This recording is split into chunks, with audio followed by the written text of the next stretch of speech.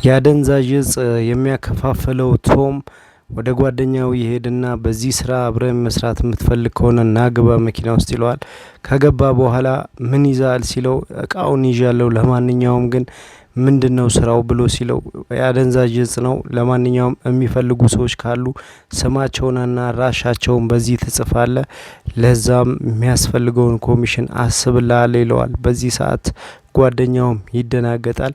ከዛ ባለቤቱ ጋር ሄድና አንቺ ስሚ፣ በየቦታው ይርሽ ለኔ ስለኔ አታውሪ ብዬሻለሁ፣ ለማንም ሰው ይሄንን ስራ እንደምሰራ መናገር የለብሽም፣ ምክንያቱም በዚህ ስራ ነው ላይፋችንን የምንቀይረው ሲለው ልቀቀኝ ብላ አንገቱን ትመተዋለች። በዚህ ሰዓትም ደግሞ አስጠንቅቋት ሲሄድ መኪናዬን አትጠቀም ብያለሁ ብላ ትጮህበታለች። ከዛ ጓደኛው ቤቱ ይጠብቀዋል ማለት ነው። ጃክ ይባላል። እንግዲህ ምን ነው ቆየ እስካሁን ድረስ እየጠበቅኩ ሲለው ያቺ ማትረባ ናታ ስለኔ የትም ቦታ ታውሪ ያልኳት እንዴት ትናገራለች ማለት ነው። አዎ በዚህ ሰዓት መኪናቸው ፍጥነቱን ይጨምራል። ፖሊስም እንግዲህ ያሳድዳቸዋል፣ ምክንያቱም የአደንዛዥ እጽ እንደሚሸጡ ይታወቃል። ለጥርጣሬ በሚል ግን ፖሊስ ሲከታተላቸው ይይዛቸዋል። ከዛም ጃክና ቶም እንግዲህ ጃክ በዚህ ሰዓት ላይ ትያዛል። ቶም ግን ሩጦ ያመልጣል። ስሚ ስሚ ይላታል። ስለ እኔ ፖሊስ ከጠየቀሽ አላየውም በይ ይላታል ጎረቤቱን።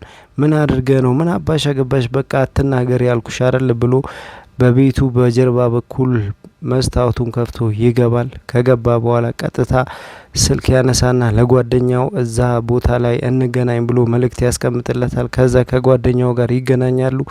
ለምንድነው ፖሊስ የሚያሳድደኝ? በምን አይነት መንገድ መስራት አለብኝ ብለው ተመካክረው ይለያያሉ። በተኛበት እንግዲህ ጃክም እንግዲህ ይጠቁመውና ቶም ይያዛል። ምን አድርጎ ነው ብላ ባለቤቱ ትናገራለች። በዚህ ሰዓትም እንግዲህ አንተ ሁሌም ማትታረመው ብሎ ይቀልድበታል ፖሊሱም። በዚህ ሰዓት ላይ እንግዲህ ጠበቃ እስከሚመጣ ድረስ ብለው ከወንበሩ ጋር ያስሩታል። ይሄኛው ፕሮፌሰሩ ይባላል። ፕሮፌሰሩ ምን አድርገ ነው የመጣው? ምንም መናገር አልፈልግም ይለዋል። በዚህ ሰዓት ይመስለኛል አንተ በጣም ከባድና መጥፎ አስቸጋሪ ሰው ነህ ብሎ ቡሉ ያደርገዋል። በዚህ ሰዓት እንግዲህ የመንግስት ጠበቆቹ ይሄ ሁሉ ኬዝ ማየት አለብን፣ በጣም ነው የሚያደክመው እኮ፣ ለምንድነው ሌላ ጠበቃ ማይቀጠር ይላል። እኔ በምችለው አቅም ነው ይህን ሁሉ ዶክመንት ማገላብጠው ትለዋለች። በዚህ ሰዓት ተረኛ ይገባል። አንተ ለምንድነው የሰውን ንብረት የምሰርቀው ይለዋል። እኔ አልሰረኩም፣ ወደ ቤቴ ሊሄድበት ልቀቁኝ ይላቸዋል። በዚህ ሰዓት እንግዲህ አንተ አጥፍተሃል፣ ታራሚነህ፣ ሁልጊዜም አይገባህም ብሎ ያመናጭቀዋል።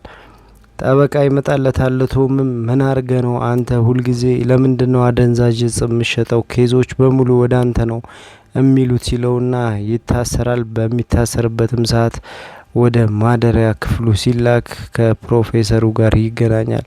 ፕሮፌሰሩም በእስር ቤት ውስጥ ያለ አንዳንድ ታሳሪዎችን እንግዲህ እኔ ያሳለፍኩትን ላይፍ እናንተ አታቁም፣ ምክንያቱም እኔ የተማርኩ ነኝ፣ ራሴ በራሴ መተማመን የምችል ሰው ነኝ ብሎ ይላቸዋል። በእስር ቤት ውስጥም የእስር ቤቱ ኃላፊ እንግዲህ ቶምን የሃይማኖት ትምህርት እየተማሩ ፈጣሪ ሁሉ ነገር እድል ይሰጣቸዋል፣ እናንተም በድሉ ተጠቀሙ ይለዋል። ከፕሮፌሰሩ ጋርም ስለ ቸርች አንዳንድ ነገር ይነግረዋል። ከዛ ባለቤቱም ደግሞ አንዳንድ ነገር የነገረችውን ነገርና መጽሐፍ ቅዱስ ይላክለታል። ከዛ ሃፒ በርዝዴይ 29 አመት ሞልተዋል ብላ ትልክለታለች። እሱም በመጽናናት እንግዲህ እስር ቤት ውስጥም የተለያዩ ስፖርቶችን ይሰራል። አንዳንድ ሰዎችም መጥተው ይተነኩሱታል። እሱ ግን ምንም መልስ አይሰጣቸውም። ለ29ኛ አመት ግን የምናከብረው ለየት ያለ ቦታ ነው ብሎ ይለዋል። ከዛ ከእስር ቤቱ ኃላፊ ጋር ይገናኛል። አንተ ጸባይክ እየተሻሻለ ነው ይለዋል። ከ6 ወር በኋላ ቶም ይለቀቅና ይወጣል። አዲስ ስራ ይጀምራል። ከዛ አዲስ ስራ ጀምሮ አዲስ ማንነት አሪፍ ስራ እየሰራ የተለያየ ድርጅቶችን ማስተዳደር ይጀምራል። አሪፍ እንቅስቃሴ ይኖረዋል። በየስራ ቦታዎችን በጣም ይከበራል። ከዛም በኋላ ቶም እንግዲህ አዲስ ላይፍ ጀምሮ ከጓደኞቹና ዘመዶቹ ጋር ፓርቲ በቤቱ ያዘጋጃል። በዚህ ሰዓት ላይ አብሮት የሚሰሩ ሰዎች ያጭበረብሩታል። እነሱን እንግዲህ እንዳያጭበረብሩት እና እንደሚከሳቸው ይናገራል። ከዛ ጠበቃ ጋር ሄዶ ይከሳቸው እንደሚፈልግ ሲናገር ጠበቃው ምንም ማስረጃ ስለሌለ ምንም ላረግልህ አልችልም ሲለው ቀጥታ የጠበቃውን ዶክመንት ያበላሽበትና ይወጣል። ከዛ አደንዛዥ እጽ ከጓደኛው ተቀብሎ መጠቀም ይጀምራል። በጣም ከፍተኛ የሆነ የአደንዛዥ እጽ ሱስ ውስጥ ይገባል ማለት ነው።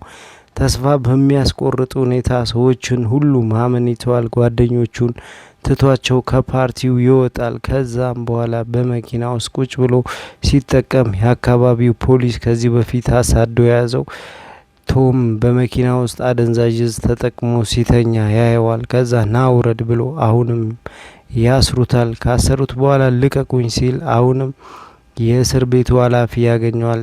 መንገድ ላይ ተላልፈው ይገባሉ። በቤተ ክርስቲያን ውስጥ እንግዲህ የተለያዩ ነገሮችን ያደርጋል። እናቱ ትመጣና ለምንድነው እንደዚህ አይነት ላይፍ ልጅ የምታሳልፈው? ይሉ እኔ ተስፋ የሚያስቆርጡ ነገሮች ናቸው የሚያጋጥሙኝ፣ በጣም ተስፋ ቆርጫለሁ ሲላት አሁንም ወደ እምነቱ እንዲመለስና በቤተ ክርስቲያን ውስጥ ያለው በእስር ቤት ውስጥ ያለው የቤተ ክርስቲያኑ ጉዳይ እንደሚያሳስበውና አሁንም አንተ ጥሩ ሰው እንደምትሆን ተስፋ አረጋለሁ ብሎ ከፖሊስ ጣቢያው አዛዥ ጋር ጸሎት ያደርጋሉ። ከ2 አመት በኋላ ቶምም ልጅ ይወልዳል። ሚስቱም ደግሞ ልጁን እሱ ጋር ትታ ትሄዳለች። ከዛም በኋላ እሱም እንግዲህ የት እንዳለች ሲጠይቃት አትመልስለትም። ከዛ ጓደኛው ጋር እንግዲህ ሊሄድ ብሎ ሻንጣውን ይዞ ቀጥታ ልጁን ከተኛበት አስነስቶ በመኪና ውስጥ ይዞ ይሄዳል። በዚህ ሰዓትም እንግዲህ በሚያስገርም ሁኔታ እዛው መኪና ውስጥ የተኛው ልጅ ይነሳል። ሲያለቅስበትም ቀጥታ ልጁን አቅፎ አባብለዋል። በአባበለው ሰዓት ሚስቱና ጓደኛው ይመጣሉ። በዚህ ሰዓትም ደግሞ ሚስቱ ልጁን ትቀበለዋለች። ከዛ ከእናትየው ጋር ያወራል። እኔ ተስፋ ቆርጫለሁ ብሎ ሲያወራት እናትየው እንግዲህ ለፖሊስ ታመለክትና ልጄን ፈልጉልኝ ትላለች። አከራይዋ ጋር ፖሊሱ ይሄዳል። ከዛ በሄደበት ሰዓት ቶም ራሱን አጥፍቶት ያገኘዋል። አሁን በህይወት ስላለ እንግዲህ አንዳንድ ማገገሚያ እንዲገባ ብሎ ይወስናል። ከዛ ፖሊሶች ከዛ ማገገሚያ ወጥቶ ጓደኞቹን ያገኛል። እጁ ታሽጎለታል። ጓደኛው እንዴት ይህንን ታደርጋለህ? ለማንኛውም ፈታ በል ብሎ አንዳንድ ሴቶችን ያመጣለታል። ሴቶችን ካመጡለት በኋላ ጓደኞቹ አብሮ ፈታ እንዲል ሲፈልጉ እሱ ግን ምንም አይነት ሙድ ውስጥ የለም። በዚህ ሰዓት ጓደኛው በጣም ራሱን ስቶ ህይወቱ ያልፋል። ምን እንደተፈጠረ ቶም ግራ ይገባዋል። በዚህ ሰዓት ጓደኛው ህይወቱ ያልፋል ማለት ነው። ከዛ አባትየው ጓደኛውን መሞት ሲሰማ የት ነው ያለው ና ብሎ ወደ ቤቱ ይጠራዋል። እናትና አባቱ እንደተለያዩ በዚህ ሰዓት ላይ ለምን እንደዚህ እንደተፈጠረ ሁሉ በዛው አጋጣሚ ይጠይቀዋል። እኔ እሷም ጋር አብሬ መኖር አልችልም ብሎ ይለዋል። አባትና እናቱ መለያየታቸውም ያናድደዋል። በዚህ ሰዓት ወደ ውስጥ ይገባና መጠጥ ይጠጣል። መጠጥ በጠጣበት ሰዓት እንግዲህ የተለያዩ ዶክመንቶችን ማገላበጥ ሲፈልግ አባትየው ምን እያደረክ ነው? ለምንድነው የራስን ህይወት ማትኖረው?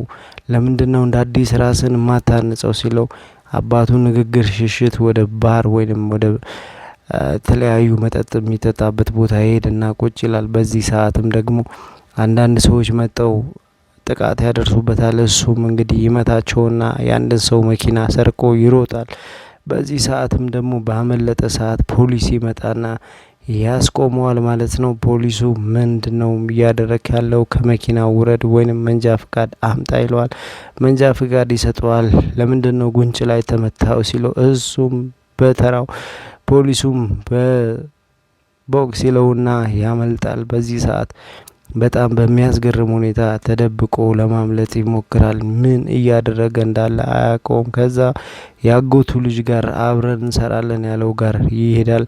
ያጎቱ ልጅም ደግሞ ያገኘውና ወደ ቤት ይወስደዋል። በዚህ ሰዓት ምን አረጋለሁ እዚህ ብሎ ውዝግብግብ ያለ ላይፍ ውስጥ ይገባል። ከዛም በኋላ ተመልሶ ቤት እዛው እስር ቤት ያሳለፈውን ነገር በሙሉ እንዲሁም የደረሰበትን ችግር በሙሉ እያንዳንዱን ነገር ይናገራል። አንድ ፓስተር ጋር ሄድና ቁጭ ብሎ ህይወቱን በሙሉ ያሳለፈውን ይነግረዋል። እኔ አንተ ጋር መሆን ነው የምፈልገው፣ እዚሁ መስራት ነው የምፈልገውና እርዳኝ ይለዋል። ና በቃ ግባ ብሎ የቤተ ክርስቲያኑን ወለሎች እንዲሁም ደግሞ የመመላለሻ ጠረጴዛ ወንበሮችን እንዳለ ቤተ ክርስቲያኑን ቸርቹን ሙሉ በሙሉ ያስተካክላል። ግቢውን በሙሉ ያጸዳል። ከዛ ፓስተሩ ሲመጣ ያየዋል፣ በጣም ይደነቅበታል። አንተ በጣም ተቀይረሃል፣ በጣም ጥሩ ነገር ነው ያረከው ብሎ ይለዋል። በዚህ ሰዓትም ከባለቤቱ ጋር ያስተዋውቀዋል ፓስተሩ። በዛው ልጁንም ያገኛታል። ከዛ ከልጁ ጋርም ጥሩ መቀራረብ ይፈጠራል። ከዛ ፓስተሩም አንተን ለማግኘት ፈልጋለሁ ብሎ ወደ ቢሮ ይጠራዋል። ከዛ ልጸልይልህም እፈልጋለሁ ከአንተ ውስጥ ብዙ ተስፋ ይታየኛል ይለዋል። በዚህ ሰዓት እንግዲህ የተለያዩ ነገሮች ይፈጠራሉ። ከልጅቷ ጋር መጻጻፍ ይጀምራል። ከዛ ፓስተሩም እሱ ባለበት ሁኔታ ላይ ቁጭ ብሎ ይህንን ሰው ማድነቅ ይፈልግና ከዛም በኋላ ቶምን ወደ መድረክ ይጠራና ያመሰግነዋል። ይሄ ሁሉ የሆነው ባንተ ነው፣ ምክንያቱም ቸርቹ እንደዚህ ያማረበት ብሎ የእውቅና ይሰጠዋል። ሰዎች ፊት ለፊትም እሱም ወደ ሰባኪነት ይቀየራል። ሰዎችን በዛው በፖሊስ ጣቢያ ውስጥ ያለው እንዲሁም የፖሊስ ጣቢያው ኃላፊ ሁሉ ይደነቅበታል። በአጭር ጊዜ ከታራሚ ወደ ሰባኪ ይቀየራል ማለት ነው። ከዛም በኋላ የዚህ እምነቱ አስተማሪ ሲሆን የፓስተሩ ልጅ ጋር አብሮ መተዋወቅ መላመድ ይጀምራሉ። በዚህ ሰዓትም እንግዲህ አባቱ መጥቶ ዋስ እንደሚሆነውና ፍርድ ቤት እንደሚቀርብ ጓደኛን አለመግደልን የሚያሳይ ዶክመንቶችን ካጣራም በኋላ ፍርድ ቤት ተቀርባል ይለዋል። ዳኛው ፍርድ ቤት ከቀረበ በኋላ ኬዙን ያዩታል። አደንዛዥ እጽ በማከፋፈልና እንዲሁም ሰው በመግደል ወንጀል የተጠረጠረው ቶም ሁለት ምስክሮችን በጠበቃው በኩል አቁሞ አንደኛው አባትየው፣ ሁለተኛው የእምነት ቸርች አባቱ ቢሆኑም ዳኛው ግራ ቀኝ ካየ በኋላ ውሳኔውን አስተላልፏል። ውሳኔውም ነጻ በማለት ቶምን ለቆታል ማለት ነው። በዚህ ሰዓትም ቶም ከቤተሰቦቹ ጋር አዲስ ላይፍ ጀምሯል ማለት ነው። አዳዲስ ሙቪዎች እንዲደርሳችሁ ሰብስክራይብ፣ ላይክ፣ ሼር አድርጉ።